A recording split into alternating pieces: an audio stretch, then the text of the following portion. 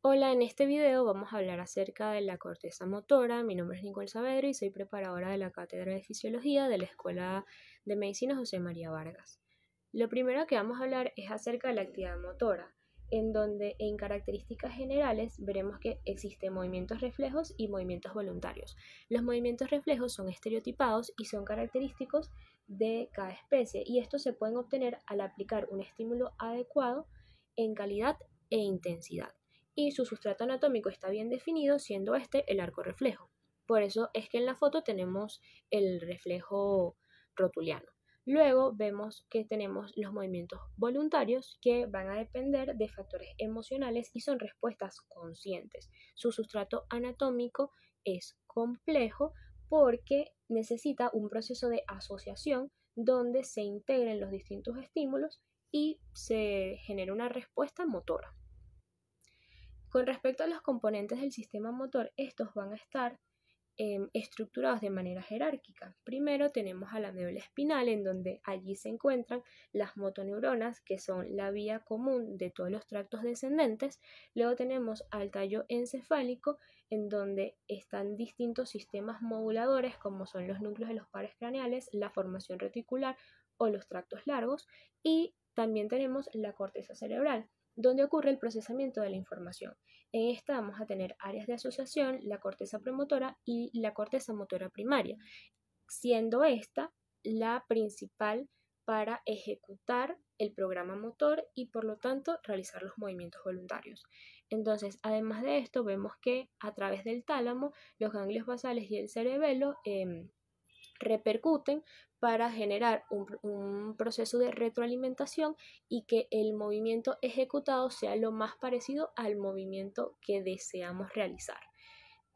Entonces, además de esto, esta vía se encuentra bajo el control supramedular, tanto del tallo cerebral como de la corteza. Con respecto a las áreas que están involucradas, vamos a tener a la corteza motora primaria, a la corteza premotora, al área motora suplementaria o corteza motora suplementaria, a la corteza parietal posterior y a la corteza prefrontal. Iniciando con la corteza motora primaria, ella es la responsable de la ejecución del plan motor voluntario y con propósito. Se localiza o se ubica en el área 4 de Brodmann, en la circunvolución precentral.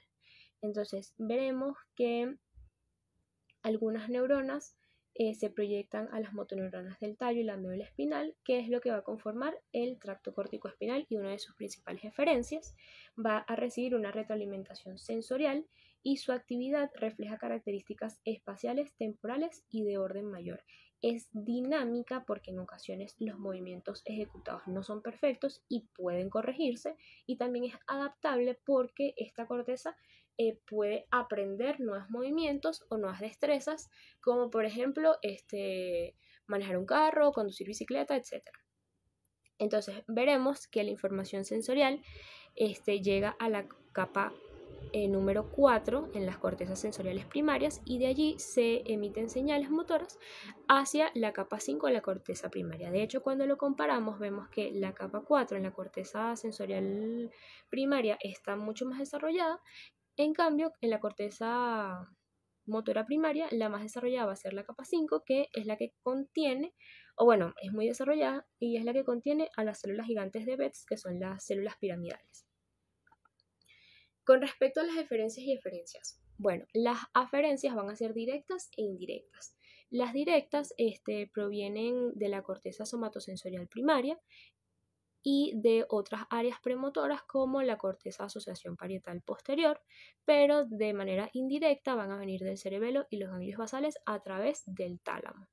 Y sus principales eferencias van a ser los tractos córtico-espinal, que controlan las motoneuronas de la médula espinal, y el tracto córtico-vulvar, que controla las motoneuronas de los núcleos de los nervios los nervios o pares craneales. Entonces, acá les traigo un poco el esquema de cómo sería. Vemos que la corteza somatosensorial primaria envía la información a la corteza motora primaria, que también está el área o la corteza parietal posterior, que es un área de asociación unimodal, y la corteza premotora, que es un área de asociación multimodal.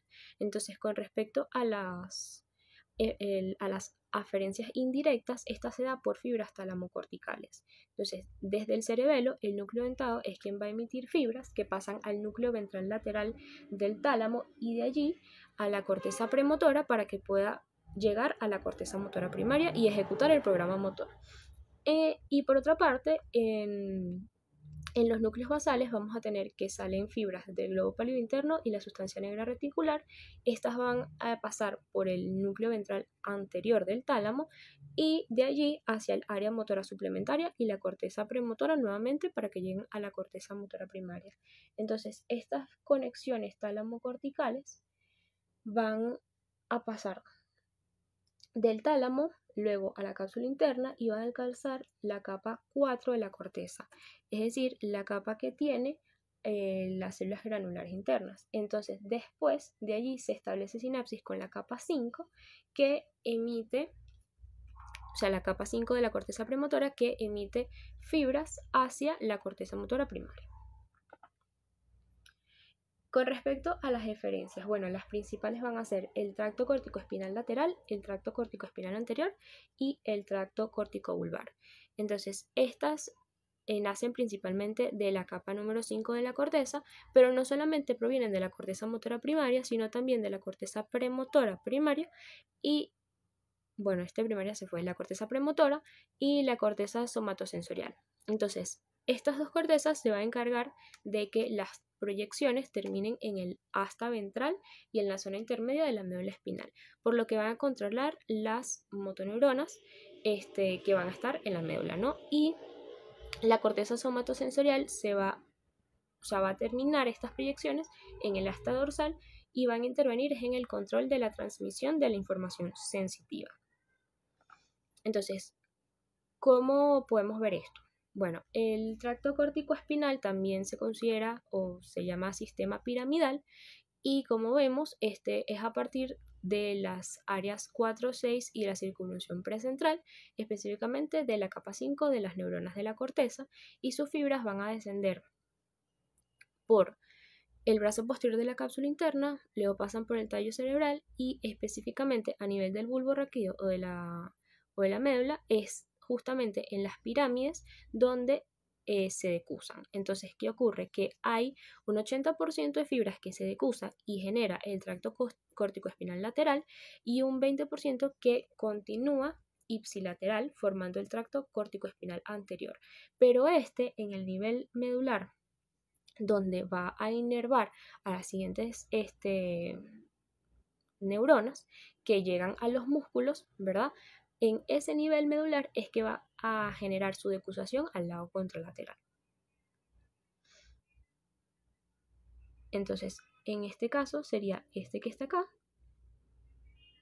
Vemos que a nivel de las pirámides se decusa y llega o sea, hace sinapsis con la motoneurona inferior, que es la que está en el asta anterior.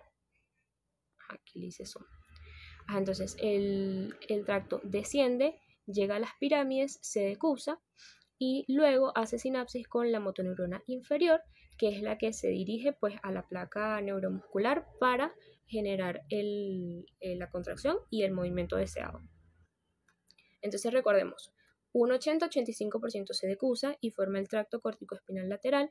Esta decusación es a nivel de las pirámides y otro porcentaje, que puede ser el 20 o 13%, se va a decusar es a nivel de la médula espinal hacia el lado contralateral. Entonces, aquí vemos que el tracto corticoespinal lateral se va a ocupar de los movimientos finos y precisos de la parte distal de las extremidades.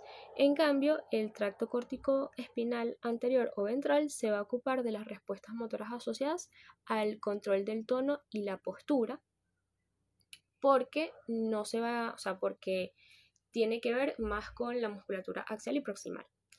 Entonces, además de esto, existe una descarga corolaria o copia corolaria que va a proyectarse hacia los núcleos motores y sensoriales del tallo cerebral, hacia los ganglios de la base el cerebelo y el tálamo.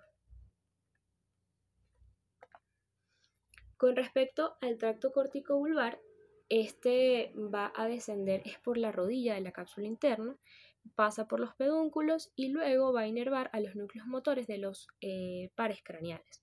Entonces vemos que inerva al núcleo motor del ganglio trigémino para los músculos masticatorios, el núcleo del nervio facial para los músculos de la mímica facial, el núcleo motor dorsal del nervio vago, el núcleo ambiguo y del nervio hipogloso. Pasando a la corteza motora suplementaria y a la corteza premotora. Estas las vamos a hablar juntas porque ambas se ubican anterior o rostralmente al giro precentral, abarcan el área 6 de Brodmann o incluso el área 8.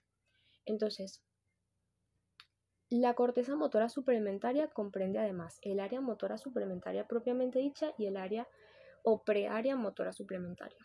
Y la corteza premotora tiene una subdivisión ventral, una subdivisión dorsal y una subdivisión predorsal. Entonces, la corteza motora suplementaria va a estar involucrada en el control contextual de las acciones voluntarias y la preparación para los movimientos por iniciativa propia. Además, tiene un control ejecutivo en el comportamiento y la corteza premotora, específicamente la parte ventral, va a estar involucrada en la planificación de acciones motoras ejecutadas con las manos, mientras que el área dorsal va a estar involucrada en la planificación, pero bajo una guía sensorial de los brazos y en las reglas que gobiernan los comportamientos. Entonces, algo interesante es que a nivel experimental se vio que antes de realizar un movimiento, ambas áreas, la corteza motora suplementaria y la corteza premotora, se mantienen activas y también durante la ejecución del movimiento. Es decir, ellas antes de realizar el movimiento van a activarse, pero durante la ejecución del movimiento también se mantienen. Con respecto a las funciones, la corteza motora suplementaria está involucrada en la iniciación de movimientos voluntarios. Esto quiere decir, como lo vimos, que la descarga neuronal inicia antes del movimiento, pero se mantiene durante su ejecución. Luego tenemos el control ejecutivo del comportamiento. Esto quiere decir que puede modificar los planes, estrategias o las acciones durante la ejecución del movimiento. Por ejemplo, si nosotros queremos agarrar un vaso y resulta que este vaso está más lejos de lo que pensábamos, es la corteza motora suplementaria la que va a cambiar la estrategia para que puedas alcanzarlo y agarrarlo con la mano. Luego tenemos la organización ejecutiva de las secuencias de movimientos, que lo que quiere decir es que para aquellas actividades que requieren distintos pasos, como puede ser amarrarse los cordones de los zapatos, la corteza motora suplementaria es la que se encarga de planificar de manera coherente un paso tras otro para que el movimiento sea fluido y exitoso. Luego tenemos el control contextual del comportamiento, que lo que quiere decir es que va a seleccionar y ejecutar aquellos movimientos o acciones apropiadas según el contexto. Pero esta función también se realiza junto con las áreas motoras de la corteza cingulada. Por ejemplo, si estás en una biblioteca donde no puedes hacer mucho ruido, gracias a la corteza motora suplementaria vas a susurrar o hacer las cosas que vas a hacer en silencio. Luego está la corteza premotora. Entonces, ¿cuáles son sus funciones?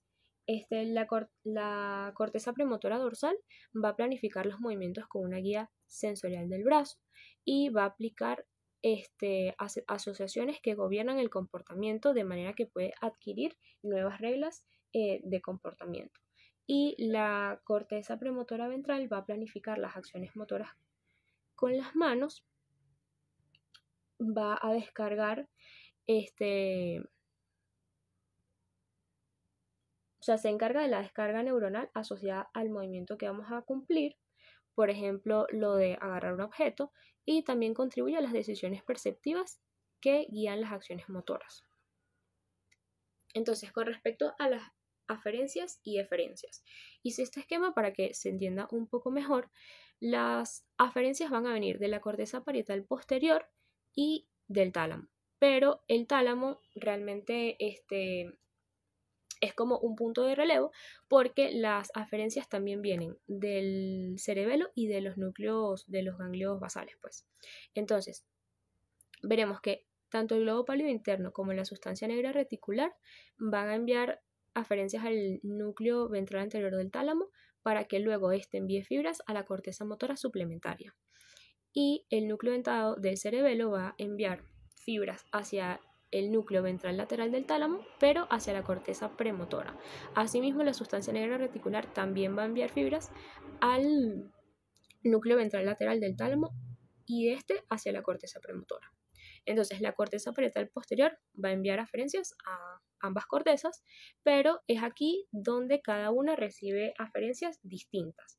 Entonces, la corteza motora suplementaria va a enviar eferencias hacia la corteza motora primaria y la corteza premotora también va a enviar eferencias hacia la corteza motora primaria. Pero también se dice que la corteza premotora envía eferencias hacia el tallo encefálico y la médula espinal porque la corteza premotora también constituye un origen para la formación del tracto córtico-espinal. Entonces es debido a eso que tenemos aquí esta imagen. Lo siguiente es la corteza parietal posterior. Ella abarca las áreas 5 y 7 de Brodmann y es una corteza de asociación multimodal, por lo que es de una jerarquía superior. Y esta va a participar en el procesamiento de los estímulos sensoriales, que son utilizados para guiar los movimientos de los miembros hasta un objetivo predeterminado. Esto quiere decir que va a brindar información espacial sobre un blanco visual o información táctil para que con esto se pueda establecer un movimiento voluntario. Entonces, aquí vemos que la corteza parietal posterior es una corteza de asociación que va a enviar después eferencias hacia la corteza prefrontal para que ésta genere la planificación de los movimientos. Pero cuando tenemos una lesión de la corteza parietal posterior, seremos incapaces de establecer coordenadas espaciales adecuadas para que ésta sea tomada en cuenta al momento de realizar el movimiento. Y también vamos a perder la capacidad de respuesta a estímulos visuales o táctiles, pero del lado contralateral. Con respecto a la corteza prefrontal, esta va a constar de 3 secciones distintas. Una sección lateral que se encarga de la planificación y organización del comportamiento y del juicio. Luego tenemos una sección medial que se encarga del procesamiento consciente explícito de emociones, acciones motoras y la planificación, y una sección orbitofrontal que está encargada del autocontrol, la toma de decisiones y el procesamiento emocional. O sea, a modo de resumen, la corteza prefrontal va a estar involucrada en la planificación, la toma de decisiones, el control del comportamiento, razonamiento y juicio. Y esta va a recibir muchas aferencias de gran parte del cerebro, pero a su vez también va a emitir eferencias hacia gran parte del cerebro. Entonces, esta va a recibir principalmente información sensorial de áreas de asociación unimodal y va a enviar información hacia la corteza premotora para la planificación de movimientos y comportamientos. Ok, ya ahora lo que vamos a hablar es acerca de las lesiones que pueden estar en las estructuras motoras. Entonces, esta foto que tenemos acá es una representación del tracto córtico-espinal. Entonces, vemos que desde la corteza motora primaria principalmente salen las fibras que van a llegar hacia la médula espinal. Entonces, cuando lleguen a la médula espinal, esta va a hacer sinapsis con las motoneuronas inferiores, que son las que parten hacia la periferia para llegar a la placa neuromuscular y de allí a que el músculo realice su contracción y por consecuencia el movimiento deseado. Entonces, ¿qué ocurre? Que dependiendo de dónde está la lesión, vamos a tener un síndrome de motoneurona superior y un síndrome de motoneurona inferior. Entonces, recordemos que la motoneurona inferior va a estar en el asta anterior de la médula espinal, en cambio, la motoneurona superior es más o menos de donde parte todo el tracto. Pero su recorrido es muy amplio. Entonces, dependiendo de dónde sea la lesión, igualmente vamos a tener el síndrome de motoneurona superior, que puede ser en la corteza, en la cápsula interna, en el tallo encefálico, etc. En cambio, en relación al síndrome de motoneurona inferior, puede ser en los núcleos de los pares craneales o en el asta anterior de la médula o el recorrido el recorrido periférico del nervio que sale de allí. Los trastornos que están en la placa neuromuscular realmente se clasifican como otro tipo de trastorno, entonces nosotros nos vamos a quedar con estos dos síndromes. Entonces, en el síndrome de motoneurona superior, como esta lesión es, digamos, más arriba, o sea, véanlo de esta manera, como que en el cerebro o en el tallo, va a afectar muchos grupos musculares.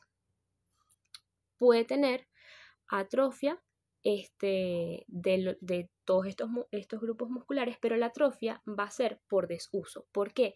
Porque el recorrido o el tracto que lleva la información o la descarga para que se active el músculo está cortada, ¿verdad? Pero como tal, el músculo, la placa neuromuscular y el nervio periférico están indemnes. O sea, desde el punto de vista anatómico y estructural y funcional, ellos están bien. Pero todo este tracto o todo este recorrido, que es el que lleva la información para que el músculo ejecute el movimiento, está cortado en algún punto en algún nivel de la vía. Entonces, por eso es que la atrofia va a ser por desuso. Vamos a ver que no hay fasciculaciones, que vamos a tener hiperreflexia. ¿Por qué? Porque independientemente de dónde sea el nivel de la lesión, se va a liberar o se van a liberar reflejos primitivos de la médula. Entonces, en vista de que perdemos la movilidad voluntaria, el arco reflejo va a ser muy sensible. Y esto lo podemos ver porque el reflejo es demasiado vivo.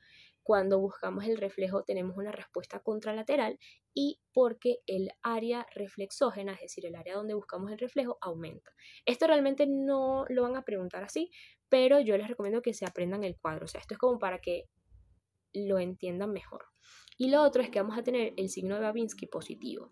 En uno de los videos anteriores habíamos hablado que en los recién nacidos este signo es normal porque justamente el tracto corticoespinal se está mielinizando, pero en los adultos es patológico y se debe a que hay una interrupción de la vía. Entonces vemos que al estimular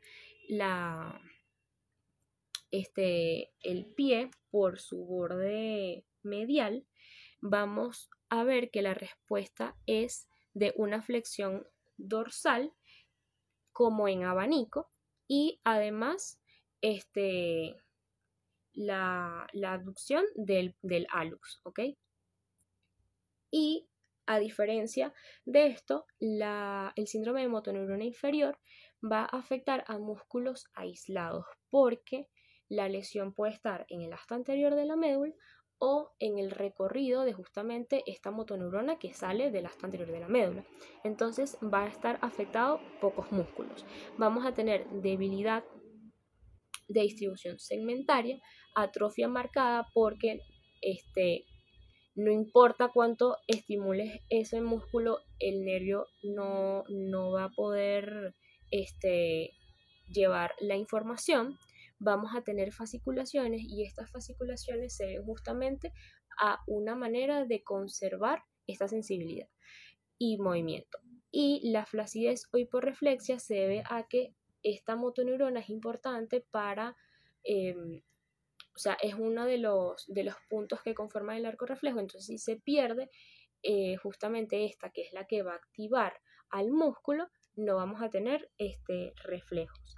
Y el signo de Babinski va a estar ausente porque el problema es como más localizado. Por eso es que va a afectar a músculos como tal y no a un grupo como puede ser una hemiplegia crural derecha, o sea que todo va a estar perdido.